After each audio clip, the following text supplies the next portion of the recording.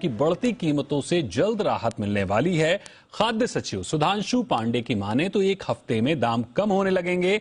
उनके मुताबिक गेहूं और आटा दोनों ही सस्ते होंगे। सुधांशु ने बताया कि देश में जरूरत का पूरा स्टॉक है और किसी भी सूरत में बफर स्टॉक से कम नहीं होगा।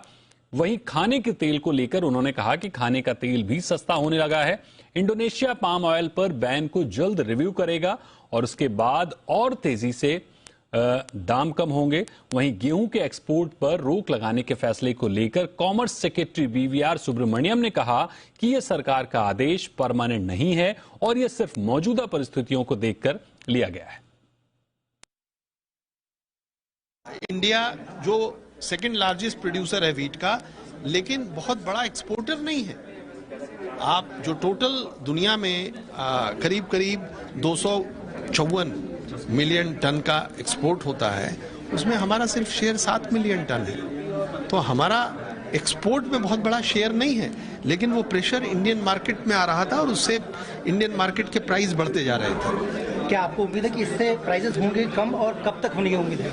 एक हफ्ते के अंदर आपको प्राइसेस में गिरावट नजर आएगी। सर, खाने को तेल को लेकर है कि उसके भी दाम एक हफ्ते में उसके दाम करीब आरबीडी के $200 गिरे हैं, क्रूड के भी करीब $100 गिरे हैं और हमें उम्मीद है कि तेल की कीमतों में भी गिरावट आएगी। सभी परिस्थितियों को देखते हुए फैसला लिया गया है। देश में गेहूं का उत्पादन ठीक है, लेकिन गत वर्ष के मुकाबले थोड़ी सी कमी आई है। पिछले साल 109 मिलियन टन की बात चल रही है, 106 की बात चल रही है, 3 मिलियन टन माने 3% से भी कम हुआ है। तो नंबर 1, देश में किसी प्रकार की अनाज की गेहूं की कमी नहीं है। दूसरा, प्रोक्योरमेंट में थोड़ी कमी हुई है, लेकिन जैसे फूड सेक्रेटरी ने बताया, पीडीएस में फूड सिक्योरिटी स्कीम और प्रधानमंत्री गरीब कल्याण अन्न योजना, इसके लिए किसी प्रकार की कमी नहीं आएगी और हमारे स्टॉक्स किसी भी हालत में बफर स्टॉक के नीचे नहीं आएंगे अगले साल 31 मार्च।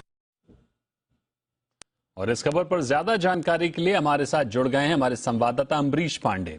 अम्बरीश, सरकार बोल तो रही है कि एक हफ्ते में गेहूं आटा सस्ता होने लगेगा, लेकिन ये होगा कैसे और सरकार के इस फैसले के क्या मायने निकल रहे हैं?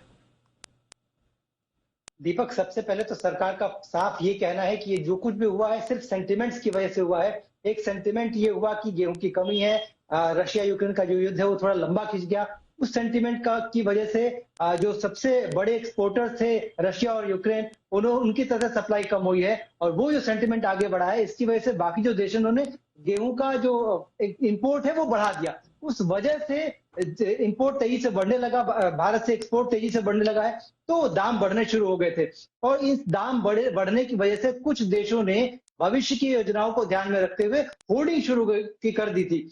इसी वजह से घरेलू मार्केट में भी स्टॉक कम होने लगा था और यहाँ भी तेजी से बाइंग शुरू हो गई थी। सरकार का कुल मिलाकर ये कहना था कि ये जो लगाया गया है बैन, इसको बैन नहीं कहिए, इसको कहिए कि रेगुलेशन ऑन एक्सपोर्ट कहिए इसको। और हमने ये इसलिए लगाया है ताकि घरेलू मार्केट में भी जो कीमतें हैं वो नीचे आए। इसके साथ ही जो देश होर्डिंग कर रहे हैं उनकी भी खबर ली जा सके और जो एक्सपोर्ट है वो अभी भी उन देशों को जारी रहेगा जिनके पास खाद्यान्न का संकट है या जिन्होंने भारत से आग्रह किया है कि वो उनकी फूड सिक्योरिटी के लिए एक्सपोर्ट करें। तो कुल मिलाकर सरकार का ये फैसला ये है कि आने वाले कुछ दिनों में इस फैसले की वजह से दाम हमको कम होते हुए दिखेंगे, क्योंकि घरेलू मार्केट में भी हमने देखा था लगभग 30% से ज्यादा दाम बढ़ गए थे आटे के भी और गेहूं के भी। तो सरकार ये कह रही है कि आटा और गेहूं दोनों ही सस्ता होगा। एडिबल ऑयल पर जब हमने सरकार से सवाल पूछा है तो फूड सेक्रेटरी का स्पष्ट कहना था कि इंडोनेशिया जो कि सबसे बड़ा प्रोड्यूसर है और उसके पास पूरा जो उत्पादन है उसको खपत करने का, पूरा स्टोर करने का